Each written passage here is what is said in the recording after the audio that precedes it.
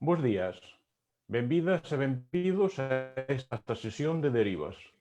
Hoxe seguiremos falando do que, o que queremos fotografar e dos procesos internos que utilizamos ao buscar expresarnos creativamente.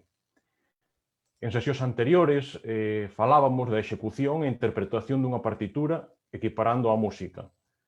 Executamos unha partitura cando nos limitamos a reproducir notas, interpretamos unha partitura cando a facemos nosa, e realizamos pequenas modificacións na duración, no ritmo e na pulsión das notas. Imos seguir vendo cales son os elementos que temos que traballar para que a nosa visión sexa unha interpretación da partitura visual e non unha mera execución de fotografía baseada en lugares comúns ou tópicos. Para iso, temos que realizar un pequeno exercicio de enxeñería inversa. É dicir, cando nacemos non traemos un libro de instruccións. Temos que ir creando pouco a pouco a través da autoobservación. Isto é, saber como funcionamos por dentro, cales son os nosos mecanismos internos e así poder realizar as accións oportunas que nos leven ao resultado que buscamos. Necesitamos saber que feitos do noso pasado nos marcaron, que estímulos ou emocións nos moven especialmente, que acontecementos nos motivan a actuar, como nos gusta expresarnos e cal é o medio no que mellor nos encontramos para poder facelo, que neste caso se trata de fotografía. Entón, que recursos podemos utilizar? Pois un deles pode ser a arte como terapia. É unha relación moi estudiada. En psiquiatría estúdase a expresión das teimas e dos traumas polo medio creativo. Aquí gustaríame parar e falarvos de Boris Cyrulnik, que é un neurólogo, psiquiatra e etólogo francés, que foi o creador do termo que está tan elevado que se chama resiliencia. El di da arte. A maioría das obras de arte son confesións autobiográficas. Aquí volvo a recomendarvos que busquedes vídeos onde o entrevistan. Son tremendamente ilustrativos, e a menos.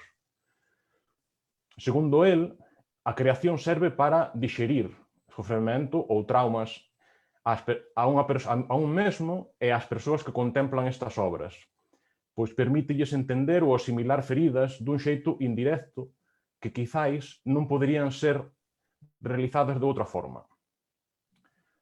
Do mesmo xeito que vos animaba a levar un rexistro de ideas e do proceso do voso proxecto, recórdovos a importancia de crear un cartafol de referentes. É básico e moi importante recompilar imaxes, vídeos, textos daquilo que nos gusta e o que nos inspira para coller ideas e transformalas segundo a nosa mirada. Este cartafol de referentes pode servirnos tamén para alimentar o noso libro de artista. Máis recursos, pois os 3 requisitos da creatividade. De que se trata? De 3 cousas moi básicas. Dar con aquelas áreas nas que temos destreza, e aquí estamos falando de aptitude.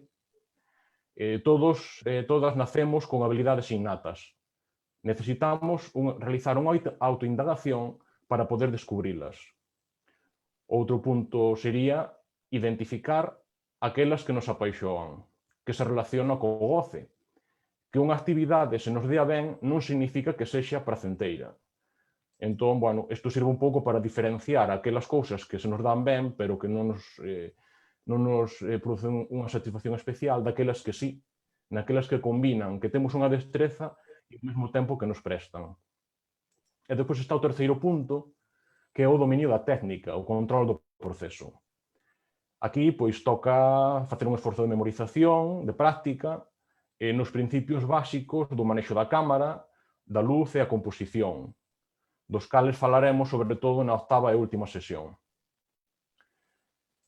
Que técnica podemos utilizar para potenciar e abrir camiños á nosa creatividade? Pois a técnica do fluir. É algo que tamén está moi estudiado e que é relativamente fácil de aplicar. É un estado que todos experimentamos algunha vez e que consiste en realizar unha actividade que nos absorba por completo. Pero para conseguir ese estado de fluxo, é necesario que se den uns requisitos. Temos que estar tan focalizados que perdemos a conciencia de nós porque o noso cerebro non pode asimilar máis información da que lle estamos proporcionando nese momento. Por ese motivo, pois, é fácil que perdamos a noción do tempo. A actividade que estamos realizando ten que ter un certo equilibrio na súa dificultade, é dicir, se é moi doada, non nos exixe esforzo, e se é moi difícil, pois perdemos o interese. Temos que ter un alto dominio da técnica, porque iso vai permitirnos automatizar o proceso daquilo que estamos realizando. E despois, por último, unha característica que ten as accións que realizamos cando estamos nese estado é que se produce de forma espontánea, sen esforzo. É un estado de inmersión nesa actividade. A continuación, imos ver un exemplo de como iniciei o proxecto Derivas, a través da visita inmersiva disponible en liña no Museo de Mar de San Cibrao, e simultaneando as propias fotografías que ali tomei. Por que me interesou? Por que me interesou o museo? Interesoume porque, no museo atopamos con frecuencia obxectos ou creacións que podemos observar con distancia, porque pertencen ao pasado. E deste xeito podemos velo cunha mirada nova.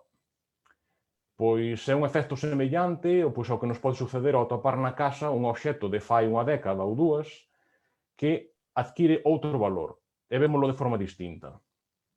Outra cousa máis é que no museo o mostrado está fora do seu contexto habitual. Convértese en algo con entidade propia.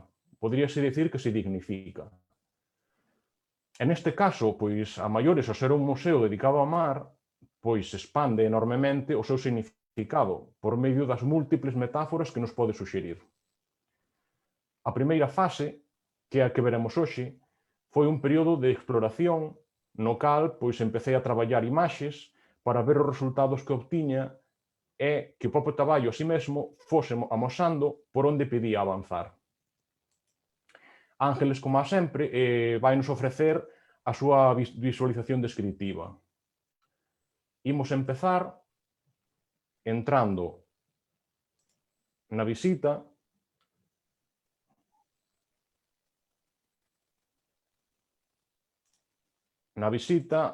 inmersiva ao Museo Provincial do Mar de San Cibrao.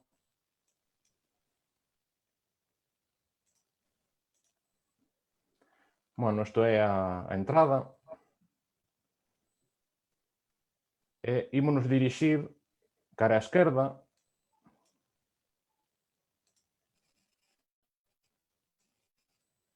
Aquí podemos ver uns paneis con fotos en blanco e negro, sobre todo de barcos. E aquí, por aquí sigue, imos poñer un exemplo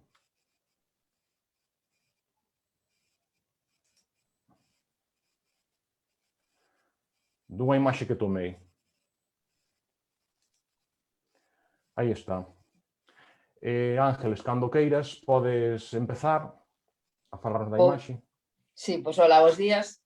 Bueno, esta imaxe que empeza hoxe Nacho é un poquinho parecida a unha das que enseñábamos na sesión anterior. É a foto típica que conserva a xente, pois eso, na caixa de galletas antigua ou ben naqueles álbumes nos que se iban pegando as fotografías e que sempre había a tío ou a prima que levaba aquela foto que quedaba bueno, pois esta é a foto típica que se garda dese barco no que traballaba algún familiar e demais. Trátase dun boniteiro antigo, e a proa pódense ver, parte de diante do barco, pódense ver dúas das persoas que estaban nese barco. Como di Nacho, é unha das fotos que está no noso arquivo, pero tamén, como acaba de dicirnos Nacho, nesta sesión de hoxe vade saber que todos os obxectos que se amosan nun museo teñen múltiples visións, múltiples miradas, múltiples relatos que nos contar. Bueno, pois aquí están aí eses dos mariñeiros que seguro que nos terían moito que contar sobre a pesca do bonito, sobre as súas vidas. E, bueno, aí Nacho vos contará como fixo para poñelos polo visto como nunha especie de nebulosa que se ve un pouco como que están navegando, non sei, que lle buscou ela a esa imaxe. Bueno, pois sí, a ver, estas imaxes para min foron algo curioso porque ao principio non me destacaba moito a atención, pero en canto os fui mirando, pois atraparonme totalmente. Imos ver a toma original que fixen desta imaxe e comparala con ela mesma. Aquí vemos á esquerda a imaxe sin ningún tipo de edición. Bueno, por que tomei esta imaxe así? Interesábame facela unha toma oblicua precisamente para desenfocar unha parte do barco. É como unha especie de sumerxilo na néboa e darlle un punto de misterio. O resto da edición pois simplemente consistiu pois, en enderezalo un pouco e en darlle un pouquiño máis de luz. Pasamos á seguinte imaxe. Bueno, aquí xa Nacho pasou á seguinte sala, que é a sala 3. Bueno, aquí sí que totalmente o que vos decía, que as cousas están aí e que cada un temos a nosa mirada e que cada un poñemos o filtro que queremos e vemos o que queremos. Realmente, que é isto que nos amosa Nacho? Un cangrexo real, que no Museo do Mar está colgado nun aparello, nunha rede. Pero Nacho puxo aí nun fondo totalmente escuro, iluminou totalmente o cangrexo, entón no fondo escuro vese aí as patas do cangrexo que non sabes ben o que son. A imaxe é un pouco inquietante, non sei o que dirá Nacho, pero é un pouco inquietante, pero xa vos digo, de novo, como unha mesma peza, un mesmo obxecto, según como a queiras mirar, según desde onde a enfoques, pois danos unha perspectiva ou outra. Sí, efectivamente, tal como nos indica Ángeles, pois sí, é inquietante, non? Un pouco ese aí. Imos ver onde está situada esa peza. Aí está, aí a podemos ver. Interesábame moitísimo porque, bueno, plásticamente é moi rica, é unha peza que transmite ao mesmo tempo beleza e inquietude, non? Porque parece realmente un monstro mariño. Bueno, como se pode ver, pois a iluminación non favorecía o feito de buscar ese fondo. Entón, pois, bueno, o que fixen foi pois unha edición da imaxe que me permitise pois, que as redes quedasen un pouco máis en segundo plano e darlle moito protagonismo á cidade do animal, porque se a parte de inquietante eu tamén o definiría como grandioso. Non? Imos ver o antes e o despois da imaxe. Aí o podemos ver. A imaxe original, pois, bueno, vese perfectamente iluminada e á dereita, pois, bueno, eses fondos escuros, efectivamente, vese unha rede, pero, bueno, tamén casi podría estar pois, no mar. Podría estar sumerxido no mar esta peza. Ben, seguimos navegando e ora fixámonos nun elemento en principio humilde, pero que tamén un grande interese. Imos ver a vacía. Sí. Aí está. Cando queiras, Ángeles. Efectivamente, trátase da vacía. Bueno, a min é unha peza que me encanta, porque ahora que estamos precisamente, bueno, todos os meses deberían ser os meses de todas e de todos, pero bueno, o mes de marzo que é un pouco máis o mes da muller, aí temos esa peza que as mulleres levaban sobre a cabeza cargando co peixe para procurar vendelo e procurar sacar ou ben algo de cartos ou en moitas ocasións pois, o que se facía era trueque conseguir algunha das cousas que elas non tiñan na casa. É o mismo, xa vos enseña Nacho onde está, aí na esquiniña, na foto tal e como está, pola parte inferior parece ser que se ve como un pouquichiño máis, como un triángulo do que é o color realmente da parede onde está no museo, pero o resto, pois eso, tamén unha imaxe oscura e a luz está aí na vacía, pero como a logrou de algún xeito distorsionar e a min como enriquecela, e xa vos digo, a min un elemento que me parece un dos máis bonitos do museo. Eu non son de Mar, son de Lugo, e miña abuela en lugar dunha vacía levaba unha cesta chea de verdura os martes e os viernes a vender á Plaza de Abastos en Lugo. E a min esta peza é miña abuela. Pois sí que inspira cousas a vacía. Bueno, aquí igual que nas outras fotos, o que estou é algo recurrente é pois, un pouco a situación de aillar a peza, darlle protagonismo e darlle unha edición que reforce o seu carácter. Aquí, efectivamente, pois, busquei unha edición que tamén aillase buscando pois, minimizar o efecto do fondo, dese fondo verde. E ao mesmo tempo, a edición desta imaxe tamén o que fixo foi deixar un aspecto máis de madeira, un aspecto máis cru que a iluminación que hai nesa sala non o permite. Vamos seguir avanzando pola sala.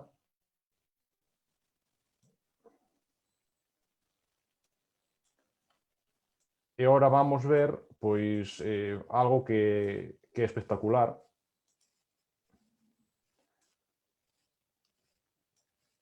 e que me atrapou totalmente, que é a barracuda. Esta barracuda que vemos aquí.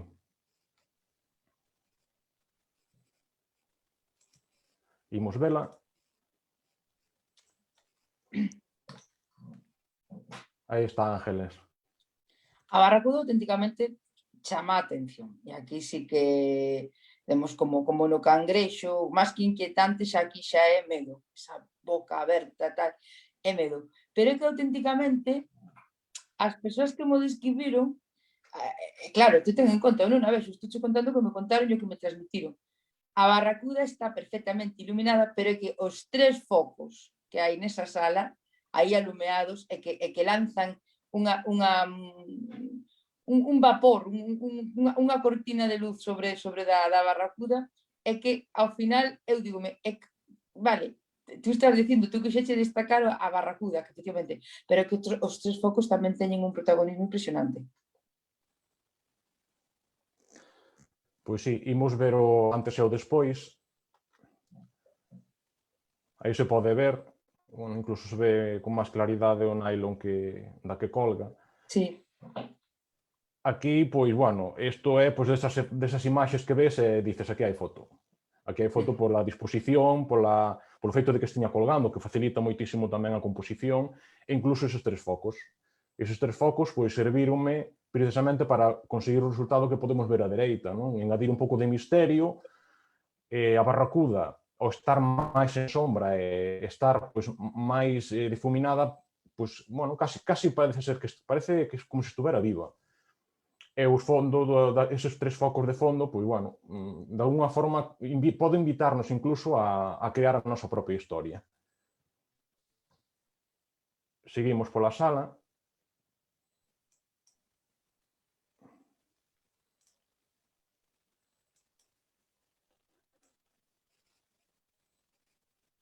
E agora,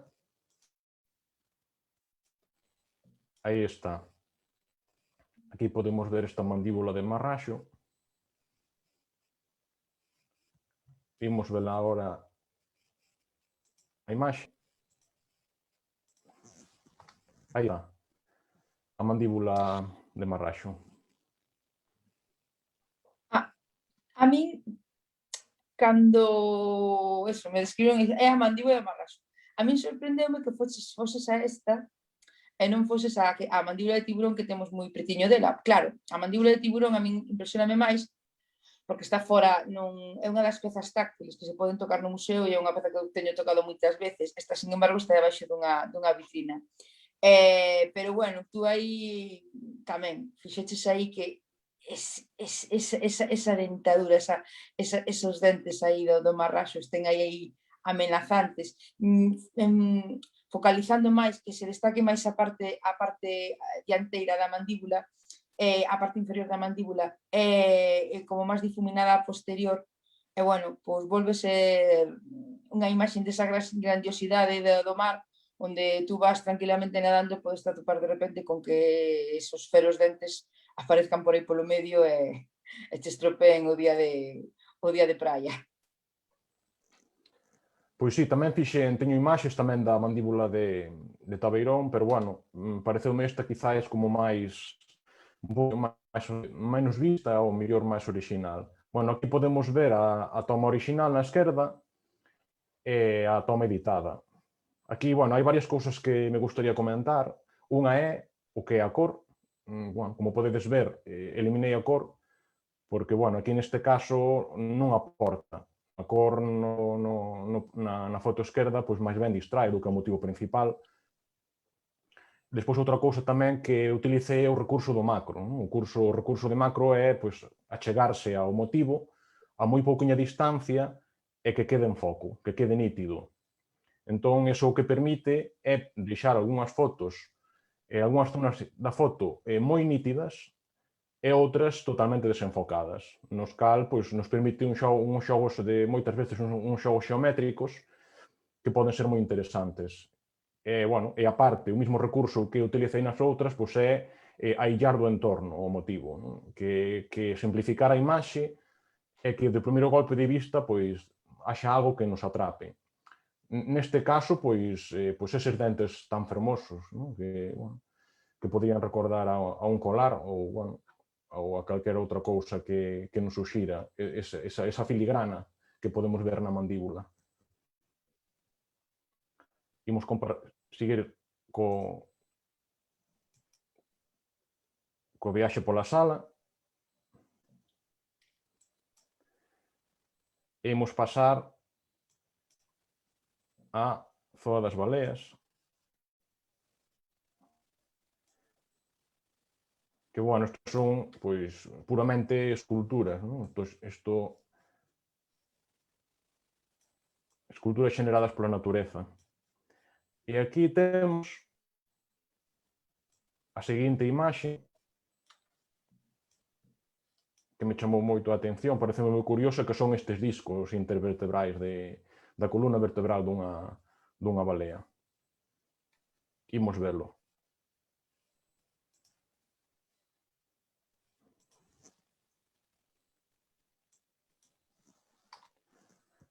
Aí está. Aquí, si temos que, de novo imagino que utilizaches o recurso do macro, de ir ao detalle, e si teño que ser científica, digamos, sin selo, ni moito menos, pero bueno, de unha explicación científica, explicarvos que os osos das baleas son moi porosos, que pesan pouco, porque a balea cada certo tempo precisa sair da auga para respirar, entonces, pois, teñen que ter un peso non excesivo para que lle permitan eso, mergullarse e desmergullarse.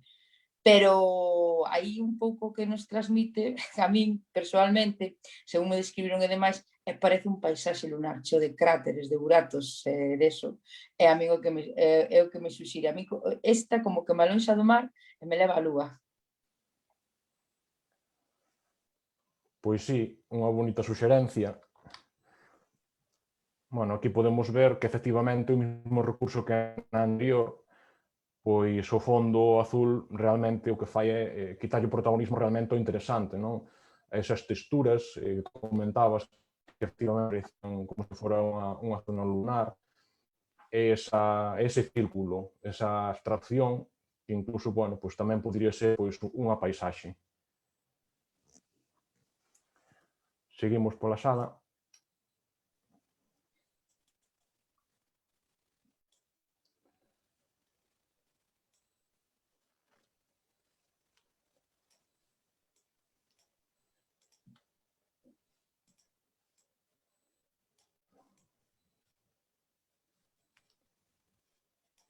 Bueno, aquí vemos un gancho, pero era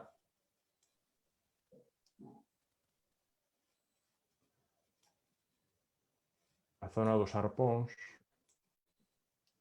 que queríamos ver. Aí están. Bueno, aí están os arpóns con toda a súa beleza e a súa crueldade. Imos velos.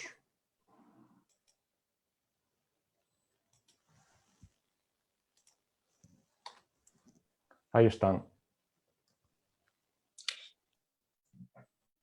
Pois esta foto é unha foto na que Nacho nos contará que fixo ou se fixo algo, pero simplemente xa o contraste que hai entre a parte posterior, que realmente como están, penso que como está no museo, están xunto dunha ventana, son 5 arpós, neste caso só se ven 4, pero son 5 arpós dos que antiguamente na época medieval se utilizaba para a caza da balea, arpós que se lanzaban a mau, arpós de ferro. Entonces, o que di Nacho, a crueldade, a frialdade, a fortaleza deses arpós de ferro negro, e esa negrura contrasta atrás ca parte posterior, que é un estor, unha cortina, que é o blanca ou cor crema, dunha cor moi clariña. Entonces, na claridade, nesa blancura que hai por atrás, os arpós destacan un montón, destacan eso, que eran, cada un tiña unha forma, porque había arpós destinados a ir contra as partes máis, contra os órganos vitais da balea, para tratar de ferila de morte, e outros que en embargantes o que se utilizaban era para provocarlle cortes e provocar o seu desangramento. Claro, con estes datos que vos estou dando, xa seguramente o estou vos suxestionando para que os arpós vos inspiren, pois, o que decía Nacho, crueldade. Pero ao mesmo tempo son firmeza, son o traballo do ferreiro, ese ferro ali no medio das brasas, índose, dándolle forma co martelo, co yunque. Bueno, pois é un pouco que hai aí. Bueno, esta imaxe realmente non requería demasiada edición. Como decía Ángeles, tiña un fondo claro, destacaba, pero vamos, dunha forma espectacular. As formas son puras esculturas, son formas exquisitas, delicadas incluso en algúns casos, e, bueno, visualmente, pues, un atractor irresistible, con ese terrible contraste, que realmente isto, pois, serviu para cazar animais tan maravillosos como son as baleas. Entón, bueno, seguimos pola sala, e agora imos pasar algunhas zonas moi concretas da outra, e aquí no medio, antes de pasar ao outro lado, vou vos amosar outra imaxe que, bueno, que esta non está exposta, non está á vista, pero que está ali e que me pareceu moi interesante. Esa podedes buscala o día que vaiades ao Museo do Mar, a ver se a encontrades. Aí está, Ángeles. Sí, bueno, esta costou un pouco máis, como di Nacho, pero claro, eu teño ventaxa, e a persona, a miña compañera Amelia, ubicouna de seguida, pero bueno, é unha das aspas dunha hélice que está exposta, bueno, na parte traseira do museo. Temos outra grande diante, xunto da porta de entrada, pero esta non, esta é unha máis pequena. Está máis deteriorada, pero aí Nacho que conseguiu é que ese pedazo de aspa da hélice, como que a vexamos no fondo do mar, como que a vexamos realmente onde está a aspa, o que está facendo a hélice, movendo o barco. Entón é unha imaxe, pois eso, que suxire que seguimos en movimento, porque a hélice que fai é moverse para que o barco avance. Entón suxire movimento debaixo da auga que seguimos a elo. Pois ben, bueno, a min seduciume a textura da pala, da hélice, unha textura maravillosa, xa a propia forma da hélice, non, con súas curvas, bueno, pois aí o que se ve pois é o paso do tempo.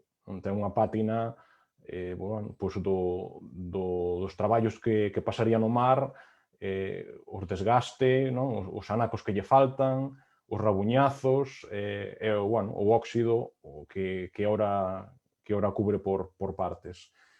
Entón, aquí a edición pois baseouse pois en separarla do fondo, e potenciar ese aspecto que ten como se estuvera realmente tomada baixo a auga, con ese pequeno desenfoque, e realzar ese desgaste do tempo, eses rabuñazos. Esa pátina que, bueno, pois eu casi podería asimilala pois a un cadro, non? A un cadro de expresionista. seguimos pola sala.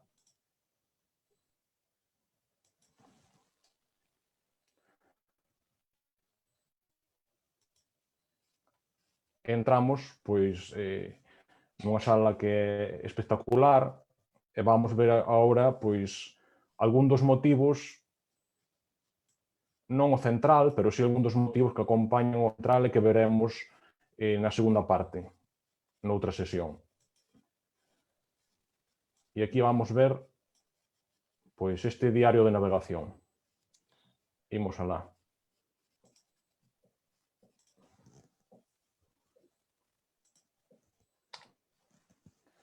Aí está, Ángel. Este diario de navegación realmente está no museo, está nunha das vitrinas xunto do barco, o industrial, ao que pertencía este caderno de navegación. Entonces Nacho tamén, indo un pouco ao macro, ao fixarse nun detalle, do diario de navegación ofrece solamente a parte da páxina da parte da dereita, un cachiño dela, e nela pódese hasta ler que era que estaban facendo a travesía, van por Estaca de Bares, e cales eran as incidencias que anotou o patrón do barco, que pon ali a marca, que é Cipriano Ponte. Bueno, este barco ten unha historia, está moi relacionado con San Cibrao. O irmão de Cipriano morreu neste barco, entón é un cuaderno de navegación, ver aí a firma de Cipriano e demais, para as xentes de aquí de San Cibrao, moitas delas relacionadas con este barco, pois ten unha relación intensísima. Bueno, pois, tanto os diarios como as cartas de navegación, vamos, son algo maravilloso. Para mí son extremadamente suxerentes. Entón, bueno, pois neste caso, pois o enfoque que lle dei foi por darlle unha especie de pátina, non? de máis antigo ainda, e destacar o trazado das letras. Porque, bueno, ao fin e ao cabo, pois tamén cando escribimos, de alguma forma tamén é unha singradura a través do papel, non? A través do papel e a través das nosas ideas e dos nosos sentimentos. Entón, bueno, eu creo que isto tamén, pois, de alguma forma pode tamén expandir a mensaxe que queremos transmitir. Seguimos navegando pola sala, ímonos cara ao fondo, donde hai obxectos absolutamente maravillosos.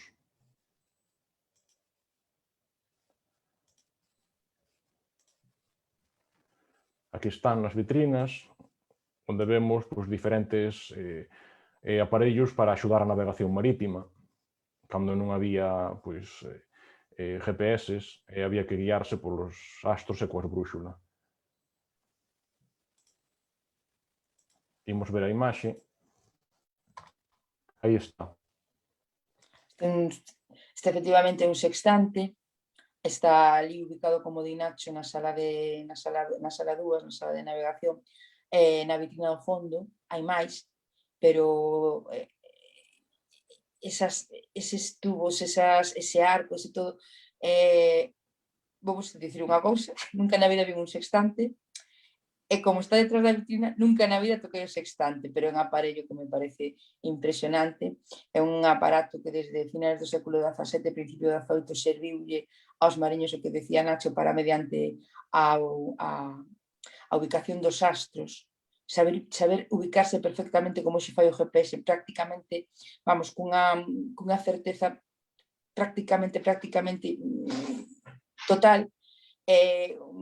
Entonces é un aparato que me parece fantástico e imagino que é potentísimo ver nun fondo claro todos os tubos, os espellos, o arco, que ten que ser unha imaxe como moi potente para todos. Pois sí, absolutamente, a mí pareceme fascinante. Temos a imaxe final, pois tamén a búsqueda de destacar e de matizar as cores. Vemos o sextante, intuímos na profundidade do desenfoque pois os volumes, pero, bueno, en conxunto, para min é unha escultura perfecta. E aparte é unha escultura que admite moitísimos de vista, e ademais moi distinto cada un deles. Ben, e por último, vamos seguir navegando a outro obxecto tamén moi evocador.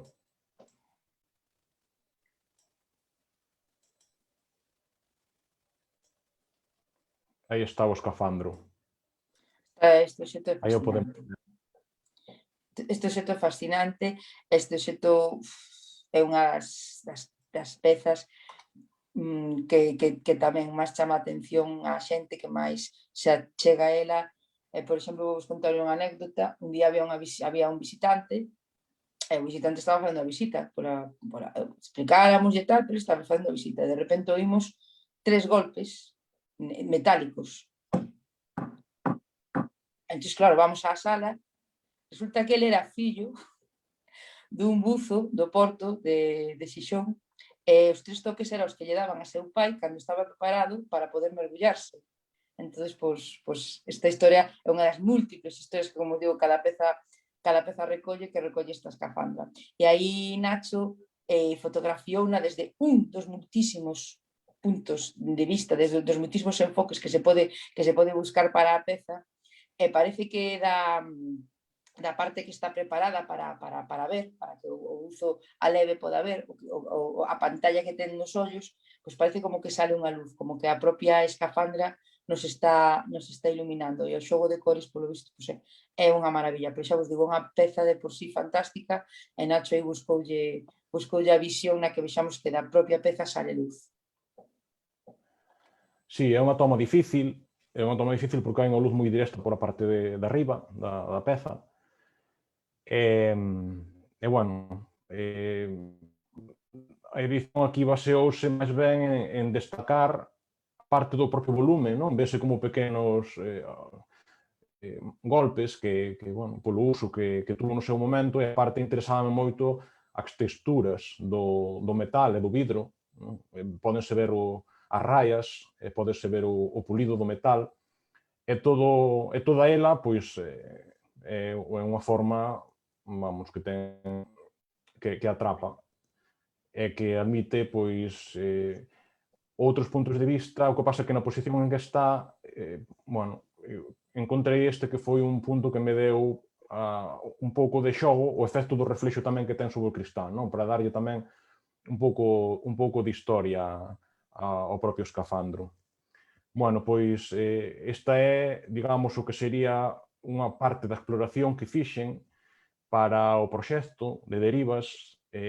Na 8ª sesión faremos unha segunda parte, e xa entrando máis en detalle coas propias fotografías que forman parte da exposición Derivas, que está en Lugo exposta no Museo Provincial hasta finales de maio.